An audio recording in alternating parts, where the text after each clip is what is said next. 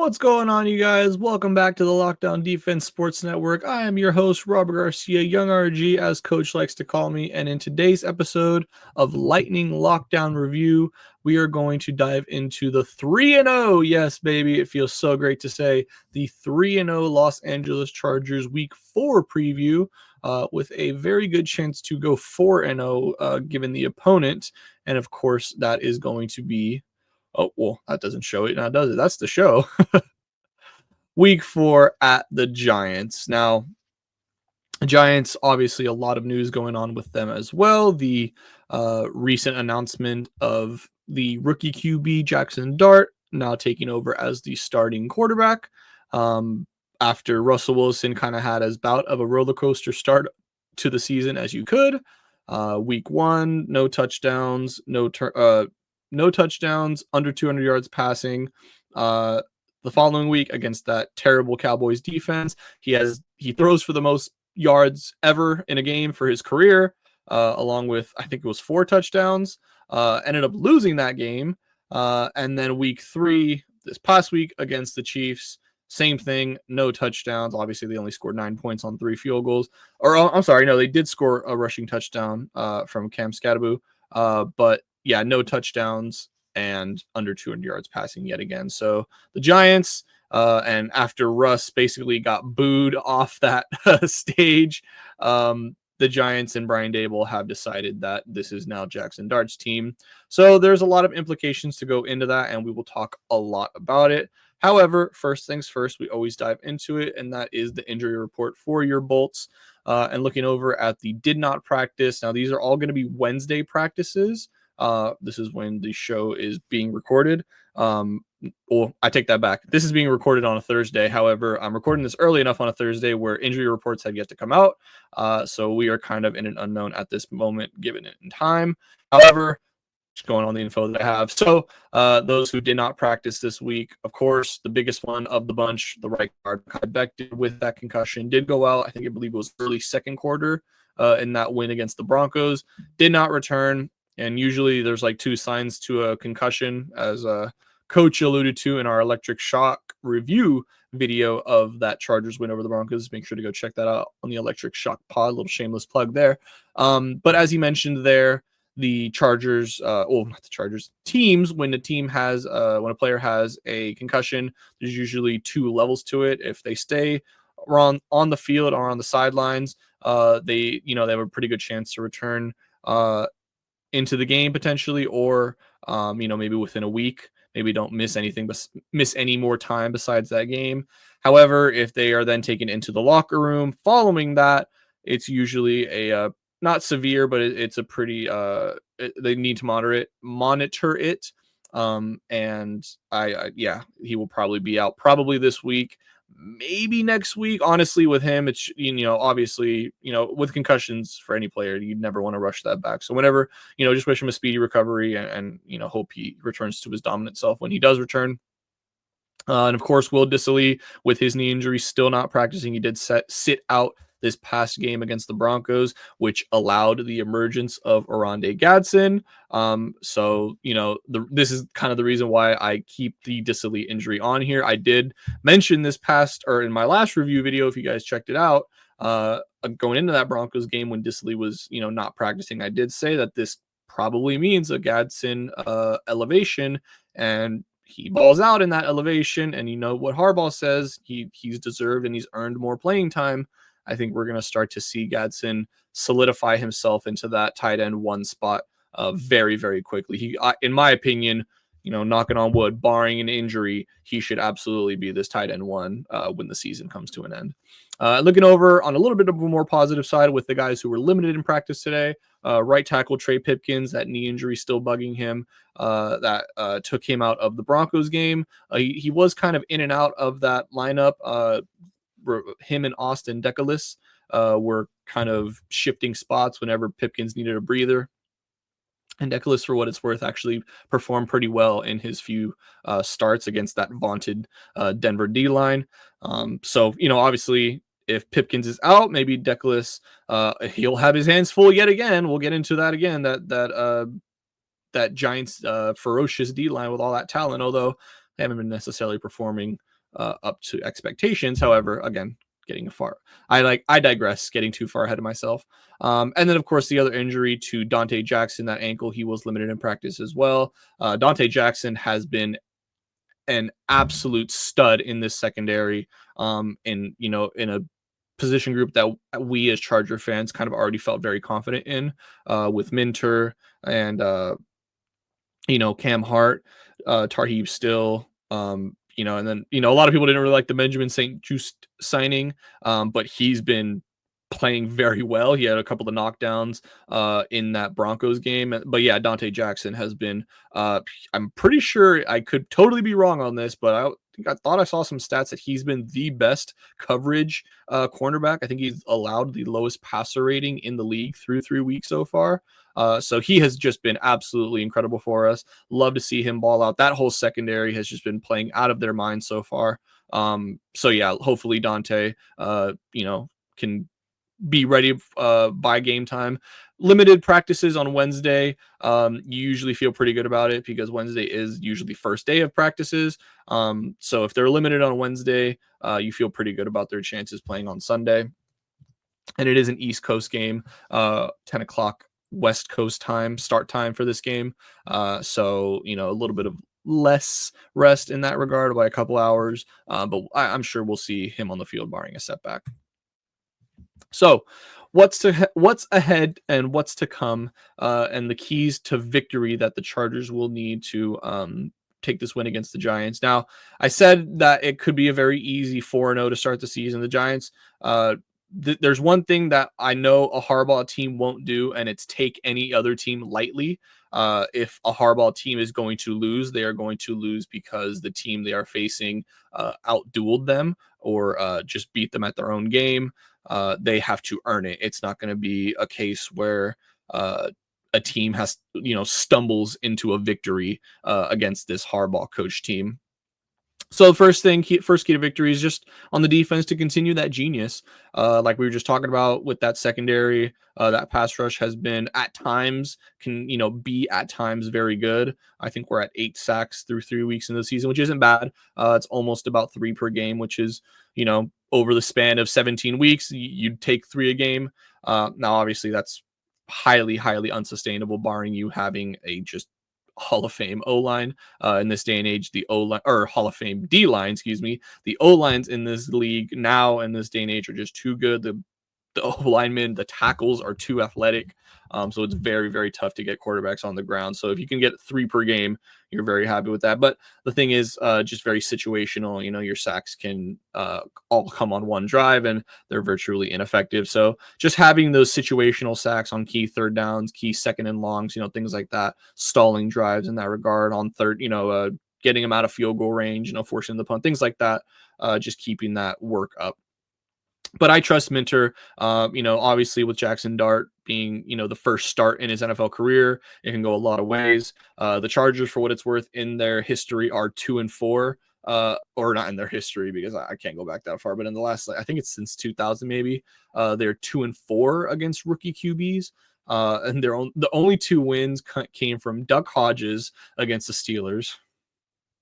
And the other one came from Drew Lock against the Broncos, and that was a Staley-led team, of course. So no shocker in that one. But like I said, 2-4, or excuse me, we are 4-2 against rookie QB. So I like our chances there. And with Minter, I like our chances a lot more. With the offense, also very simple. When you're facing a team that's 0-3, going through a quarterback change, there's a lot coaches on the hot seat, things like that. You just got to stick to basics, essentially. And the offense just got to keep it clean, no turnovers. This team has been able to, besides week 2, this team has been able to overcome the turnover battle, either being even with it or being losing it, and still coming out on top. Last week against the Broncos, lost that turnover battle 0-2. And I thought for sure, if you told me going into that game, we're going to turn over the ball twice and they're not going to turn it over at all, I would have told you we lose 10 times out of 10. But, this team is different. So, just got to keep it clean, got to keep it simple, nothing fancy.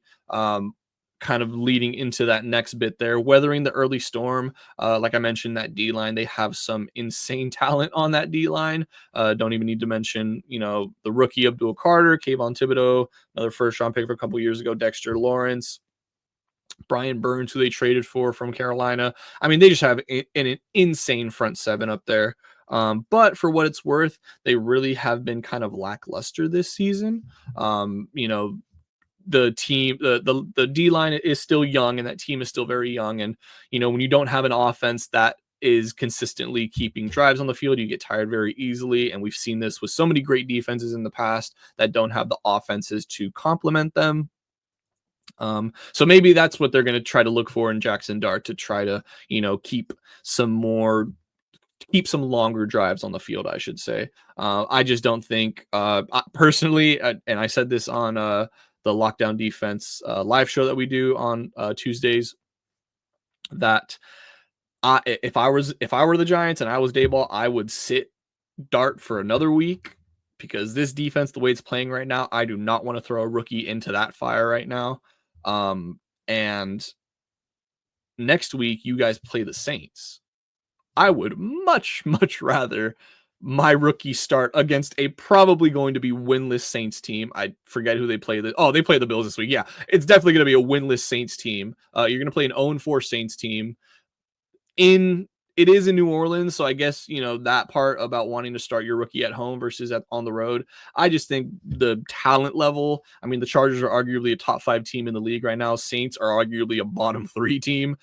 So I just think that it would make so much more sense for him to gain a lot more confidence in that game rather than this one. But part of it could also be that Daboll is trying to avoid the Boo Birds coming out in MetLife. So we'll see what happens there, but man, I just don't know. And then this is the biggest question here. Malik Nabers did not practice on Wednesday. Like I said, Wednesday practices are not a huge implication of if players are going to play. A lot of times they are used as just rest days, especially for those older vets. Now, obviously, Nabers isn't a vet. He's only in his second year. But, for a star player like him, they will absolutely grant him that extra rest. And especially if your star QB, or if your young QB, your young drafted QB is going to start his first game, then you want Nabers to be fully healthy. So it wouldn't shock me if it come out. Oh, Jesus. It wouldn't shock me if it came out later today that Malik Nabers is limited practicing or practicing in full. But this is definitely something to keep an eye on, because he did get hurt in that game against the Chiefs on a shocker, on one of the many hospital balls that Russell Wilson threw that day. But yeah, for what it's worth, obviously, like I said, every time we mention this, never like to see injuries, but I have to talk about them. It is just news that we are reporting. And if Nabers can't go for whatever reason, oh man, this might get even uglier than we thought. This doesn't even include, I'm not going over all the Giants injuries, but they don't even have Tyrone Tracy practicing as well. Now they do have Cam Skattebo, who is another rookie, but that just, you're putting more and more pressure on your rookies this year, or on this game, and that's very tough with a defense that's playing at this level. So, new thing I'm going to be doing, we're going to be updating the show as we go, go throughout the season, things that I want to tweak. And also, please comment down below if there's anything else you want to see, particular things you want me to review in specifics. Comment down below. I will absolutely be happy to accommodate that. This is for you guys. These videos are for you guys. So whatever you want to see, please let me know in the comments below. But I'm going to be giving my my top predictions for each player at the given position. Now it could alternate. Now most of the time it's probably going to be Herbert every time. However, for the other two, for Hampton and McConkey in this case, it could change. The top slot will be reserved for Herbert, and those bottom 2 slots will be reserved for just skill positions, so running backs, tight ends, wide receivers, anything of that regard. But I'm going to start kind of doing a little bit of some predictions here, at least offensively to start. So for this week, I'm just noticing now that says week 2 at the Giants. Whoops, that should say week 4 at the Giants. My bad. Oh man, that's embarrassing. But in this first edition of my predictions, Here are my stat predictions for Herbert, Hampton, and McConkey this week. Herbert, 25 of 32 for 312 passing and 2 touchdowns. Hampton, 18 touches, 135 yards total, and a touchdown. Ladd McConkey, 8 receptions, 124 yards, and a touchdown as well. So kind of just breaking this down, I think it's simply going to be a throwing party for the Chargers this week. That Giants secondary has been absolutely abysmal. That D line, like I mentioned, is extremely talented, but as far as generating pressure and getting to the quarterback, they have not been the greatest this year. They've certainly not been, like I said, living up to the expectation that was placed on them when they drafted Carter. So I really do think that as long as Pipkins is there, which I never thought I'd say that, because I truly don't think Becton's going to play this week. But so as long as Pipkins is there to hold down that right side of the line somewhat, I do think that the Chargers will win this game pretty handedly and pretty easily. Like I said, it's going to be in Herbert's hands most of the time. Hampton will be used a lot in the passing game. It's why I didn't necessarily go just rushing yards. He is that do-it-all back, as we did see in that previous week against the Broncos. So I do expect him to be getting multiple. I expect him to be getting the ball in multiple ways, not just with handoffs. And this is going to be, my prediction for this week. I expect the big Ladd breakout game. We've been kind of waiting for it. I don't want to say we've been waiting for it because the receiving group as a whole has just been performing so damn well with Keenan back, Quentin having this resurgence. But I do think this is going to be Ladd's hey, I am that guy that, led this team in receiving yards last year. I am that guy that broke the rookie record for oh my God, I'm stumbling over my words. I am that guy that broke the rookie record for most receiving yards in a playoff game in his debut. So I just think that we've been kind of waiting for it in the back of our minds as Chargers fans. We're just want to see Ladd, have that breakout. I expect him to have like that big, 50-yard touchdown or whatever. And then, those other 7 receptions kind of make up the difference in the yards. And just do what he does best. He's a route runner. He creates separation. He's a chain mover.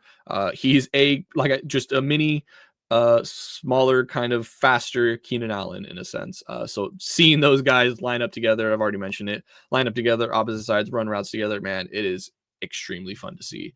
So yeah, that is my predictions for the week, guys. Thank you. So I just realized that I didn't even I didn't even put a score. Oh my God, that I'm just a wreck this week. Wow. Okay, so my score prediction, I did write it down, took it out while editing, and I just completely went over my head apparently. But final prediction score for this week, I do think it'll be 30-10 Chargers over the Giants. Giants may not even get a touchdown, but I am being generous in that regard. I just think with the rookie, man, they're going to be throwing him into the fire for this Minter defense. He's not going to know what hit him. So I hope, in past regimes, this game would worry me a lot more than it does with a Harbaugh coach team. So yeah, I do think the Chargers come away with this game pretty easily, 30-10. So with that being said, I want to thank you guys so much for watching. Please be sure to check out all of our socials here down below on the screen for you. Mike Dubb, our Commanders Insider, Alex Gibbons, our Chiefs Insider, and myself, Young RG, Robert Garcia. Be sure to check out all of our socials, guys. We're always down to talk ball, always down to debate. It's why we love it. It's why we do these pods. And of course, be sure to check out the Lockdown Defense Sports channel on all of our social media platforms. We are on X, formerly known as Twitter, Instagram, TikTok, Twitch, YouTube, and our Gmail. Please, guys, please comment down below what you guys want to see. And please give us your predictions for this week for this Chargers game down in MetLife. All right, guys, thank you so much for watching. We will see you in the next one. Take care.